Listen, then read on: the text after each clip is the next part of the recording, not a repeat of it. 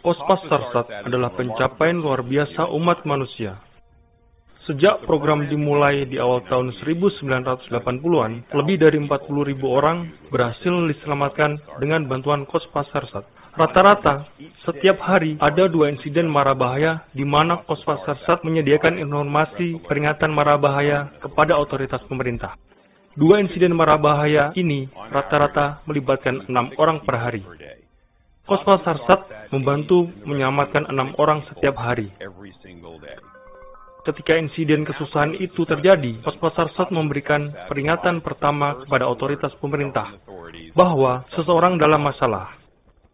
Dalam seperempat dari insiden itu, Kospas Sarsat memberikan satu-satunya peringatan bahwa seseorang dalam masalah. Kospas Sarsat menyelamatkan nyawa. Sebenarnya, semua ide terbesarnya sangat sederhana. Sistem Kospas Sarsat adalah sistem yang sederhana. Jika terjadi bencana, suar darurat diaktifkan. Kemudian sinyal ditransmisikan ke satelit. Kemudian dari satelit diteruskan ke stasiun bumi untuk penerimaan dan pemrosesan informasi.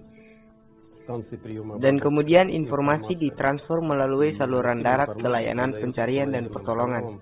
Dengan kata lain, sinyal mara bahaya dari objek bergerak ditransmisikan ke layanan pencarian dan pertolongan.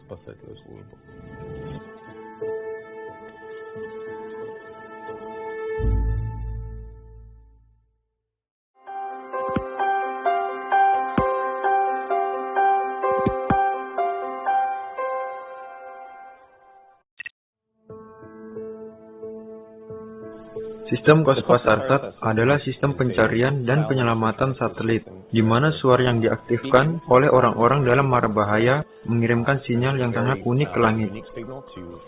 Sistem satelit Kospas Sarsat yang sedang bekerja dan mengawasi akan mengambil sinyal dan kemudian sinyal itu akan turun ke stasiun bumi kita. Di stasiun bumi sinyal akan diproses. Kami akan meminta komputer mencari lokasi dan informasi tentang pesan yang mereka dapatkan, dan mereka akan mengirimkan informasi itu ke Mission Control Center.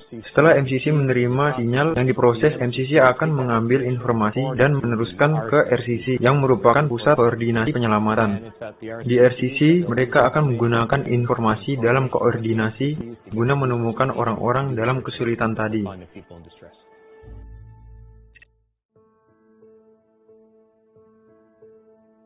Kospas Sarsat dimulai selama Perang Dingin sekitar tahun 1979 dengan beberapa negara berkumpul untuk meluncurkannya pada tahun 1988. Sejak itu sistemnya berkembang. Tetapi apa yang sangat menarik dan menantang dengan program itu sendiri adalah evolusi luar biasa yang kami lakukan sekarang. Misalnya transisi dari pemanfaatan satelit orbit bumi rendah dan konstelasi satelit geostasioner ke sistem baru. Menggunakan rasi bintang satelit Mid-Earth yang kita namakan MEOSAR. Dengan mengingat hal itu, perlu dipikirkan dengan seksama spesifikasi teknis sistem MEOSAR yang baru. Pada saat yang sama, ada evolusi menuju suar mara bahaya generasi kedua.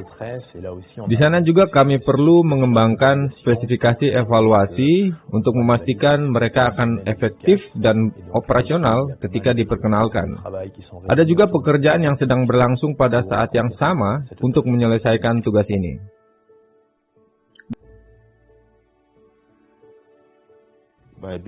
Dengan menjadi peserta Kospas Sarsat, telah memungkinkan negara saya mengurangi sebanyak mungkin waktu yang diperlukan untuk sampai ke tempat mara bahaya. Negara saya tidak perlu membuang-buang sumber daya untuk mencari lokasi mara bahaya.